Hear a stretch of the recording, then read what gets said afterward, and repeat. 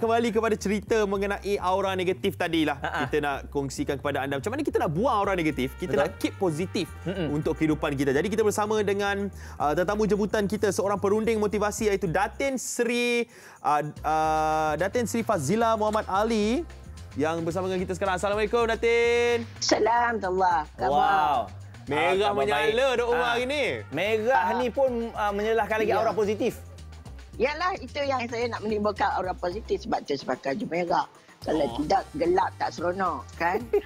Okey, mungkin Datin, kita nak mulakan cerita kita mengenai macam mana kita nak bangkit daripada aura negatif. Sebab sekarang ni kalau kita tahulah, kita terpaksa terperuk di rumah. Kita terpaksa duduk di rumah. Mungkin dalam bila duduk kat rumah ni, macam-macam benda negatif yang kita fikir. Ya, sebenarnya aura positif ni adalah timbul daripada dua perkara. Yang pertamanya, minda kita. Kesihatan mental kita mesti sihat. Mesti positif, mesti minda berfikir cara yang lebih positif. Yang kedua, fizikal kita. Kalau diri kita tak sihat, kalau kita tak jaga kesihatan kita juga, ini saling membantu antara satu sama lain. Jadi, minda yang positif ni ialah kita tak takut. Walaupun dengar penyakit ini hari-hari dalam TV, cerita pasal orang sana mati, di Amerika mati banyak, tapi kita hanya 87 orang ke hari ini dan sebagainya, ya. Jadi kita tak panik. Jadi jangan ada fobia, jangan ada panik, dan kita sebagai ibu bapa, kita kena bagi tahu anak-anak kita. Kita kena bagi dia, misalnya anak 5 tahun. Anak 5 tahun, kita kena cakap betul penyakit ni bahaya. Kita kena explain dekat dia penyakit ni bahaya. Janganlah kita tak boleh keluar, sebab tu kita kena duduk di dalam PKP ni. Jadi bila kita explain kat dia, ini akan menjadi cerita kepada dia 30 tahun akan datang. Betul. Dia akan cerita balik pengalaman ini. Kerana kita telah memberi satu perasaan, satu minda yang sangat positif supaya mereka juga rasa tak takut. Bila tak panik, tak fobia, bila kita tak fobia dalam hal ini, kita badan immunity system dalam diri kita jadi strong, dan insya-Allah kita dapat melawan walaupun perkara-perkara kita tak nampak, ya. Kita tak nampak apa dia COVID-19 ni. Kita kalau datang gergasi besar nak makan kita, iyalah. Tapi ni kecil-kecil dia masuk dalam dada kita. Itu, ya, inilah satu pengajaran pada kita, minda yang penting, ya. Okay. Kita Baik, Datin, kalau kita tengok juga bagaimana dari mereka yang single, mereka yang bergelar sebagai pelajar yang tak dapat pulang ke rumah, yang berada di kampus dan sebagainya. Ini pun sesuatu yang sukar untuk mereka lakukan. Maksudnya nak kena positif setiap hari dalam bilik yang tak berapa nak besar. Dan mereka lonely. Lonely. Ini lonely ni, kesunyian ini adalah satu perkara yang perlu kita hadapi. Seperti orang yang remaja, orang muda, ya, yang berada di kampus dan sebagainya. Jangan bimbang. Kita ini diuji, ya. Kita ini diuji oleh Allah SWT. Reda yang pertama. Yang kedua, kita kena positif. InsyaAllah aku duduk di sini selamat. Kalau balik tak selamat, ya. Keadaan, sebab itu kerajaan mengadakan PKP ni, ya. Dan mereka perlu faham, ya, perlu faham. Tapi alhamdulillah kita ada WhatsApp group, kita ada chat, kita ada Facebook, kita ada macam-macam, ya. IG pun ada. Jadi ini semua tak runsing, tak duduk kesunyian. Kita dah ada alat-alat social media ini membantu kita untuk meninggikan lagi perasaan ataupun semangat kita untuk fight, untuk melawan COVID-19 ini. Yes.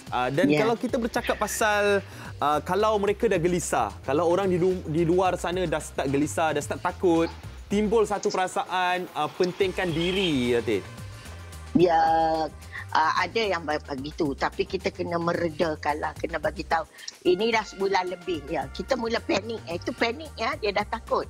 Tapi kita kena tahu, ini adalah satu bukan kita diperangi oleh wabak COVID-19 ini hanyalah di negeri kita, tapi di negara lain satu dunia, seperti perang dunia yang ketiga, ya.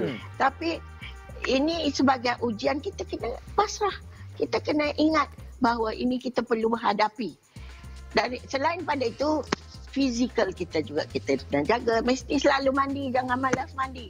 Mesti basuh tangan, mesti basuh muka. Yalah, kita kalau dah solat 5 kali sehari, 5 kali 3, 15 kali basuh tangan, 15 kali basuh muka. Bayangkan, ini Allah dah ajar kita. Tapi ini yang kita kena jaga. Apa yang Allah tunjukkan, kita kena jaga kebersihan. Kalau baju tu datang dari luar, kita buka, basuh. Ataupun kasut, jangan masuk dalam rumah. Kerana itu juga menyebabkan kuman-kuman tadi atau virus tadi akan ikut kita serta ke rumah kita. Ini yang kita perlu. Ya, seperti kita katakan, kita stikam, kita kena bersabar banyak-banyak. Kerana ini ada dugaan. Baik, Datin, selain daripada itu juga, kita ni berada kat rumah lama. Jadi nak atau tak nak, kita akan terbaca pelbagai artikel-artikel yang boleh membawakan kita kepada aura negatif ni. Kan? Sebab nak buat apa lagi, dia membaca je, alah takut, baca ni takut, baca tu takut. Baca takut, dia tengok dalam TV selalu cerita hari-hari. CNN pun cerita gitu, TV Malaysia pun cerita. Memanglah kita terpaksa menghebahkan. Tetapi kita cuba tak payah tengok TV sangatlah. Bila time berita, tengok. Lepas itu, buat kerja lain. Banyak yang kita boleh createkan, kita boleh wujudkan dalam hal ini. Misalnya, kita adakan hobi kita yang baru. Ya, kita ajak, kalau ibu bapa, ajak anak-anak beribadat bersama, ajar anak-anak hubungan yang lebih rapat. Ini semua memberi kita satu pengalaman yang baru. Dan saya nak bangkitkan di sini bahawa kita dah duduk selama sebulan lebih dan kita tengok berita daripada misal Bernice. Dia kata air dia dah cantik, air dia dah clear. Kerana dia menggunakan jalan air, dah clear, dah cantik. Environmentnya, persekitaran dah cantik. Ataupun di India ada satu tempat nama Jalhan di Punjab. Dulu berkurun-kurun 30 tahun dia tak nampak banjaran Gunung Everest. Sekarang dah nampak clear. Jadi ini menunjukkan kebersihan. Tuhan bagi kita pause sekejap, duduk sekejap dalam rumah. Jadi dia macam clearkan dunia ini dengan persekitaran yang lebih baik. Kerana kita manusia ini adalah amanah dari Tuhan untuk menjaga lestari di persekitaran kita. Itu yang penting dalam hal ini. Itu pengajaran. Tetapi untuk diri sendiri, untuk jasmani kita, untuk fizikal kita kena jaga. Kita kena ajar anak-anak kita basuh tangan. Setengah orang dia pakai sudu je makan. Dia tak makan dengan tangan. Ini tak membasuh tangan.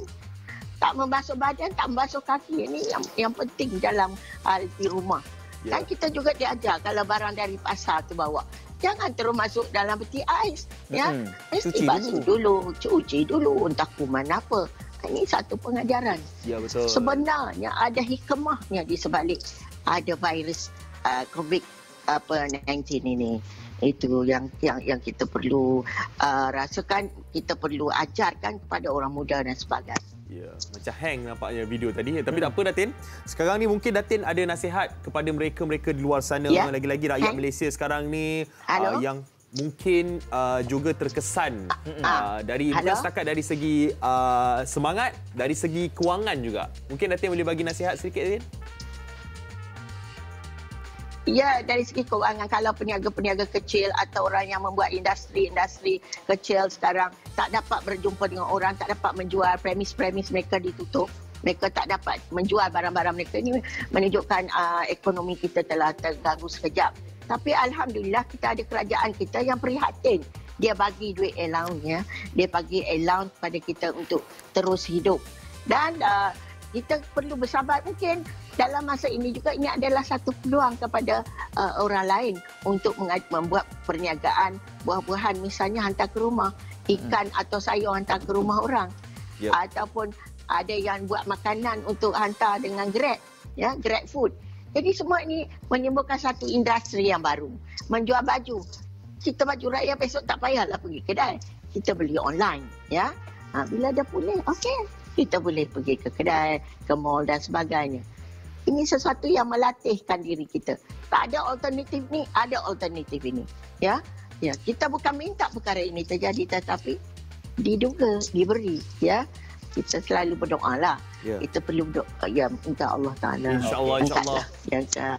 Angkatlah balik dengan dugaan yang diberi pada kita ni. Amin, amin. Ya Rabbal Alamin. Ya, youngsters, orang-orang muda, janganlah cari pasal. Pergi naik motor, duduk beramai-ramai berkumpul. Itu yang polis tangkap. Itu orang kata cari sendiri. Cari sendiri. Okey. Tapi cari sendiri yang saya heran ni. Ya, mengapakah sendiri nak pergi dan nak polis tangkap? Polis tolong jaga. Ke pihak tentera tolong jaga kita kerana takut benda ini berjaya. Tapi yang diri sendiri kita tak ada kesedaran di situ. Okey. Bukan itu. Bukan kesedaran diri mereka sendiri, tapi untuk orang lain juga akan berjangkit nanti. Okey. Datin, satu nasihat yang sangat bagus untuk digunakan oleh semua orang di Malaysia sekarang ni kan, untuk menimbulkan kembali aura positif dalam diri tu. Terima kasih kita ucapkan kepada penundi motivasi kita, Datin Sri Dr. Fazila Muhammad Ali yang sudi bersama dengan kita, Datin. Terus merah, terus membara, Datin. InsyaAllah. Berdoa. Ya. InsyaAllah. Ya, baik. Ya. Terima kasih. Alright. Assalamualaikum warahmatullahi. Waalaikumsalam, Datin. Waalaikumsalam. Ya. Aura positif kita harapkan kembali untuk anda semua dalam apa saja perkara yang berlaku. Pasti ada hikmah di sebalik perkara tersebut.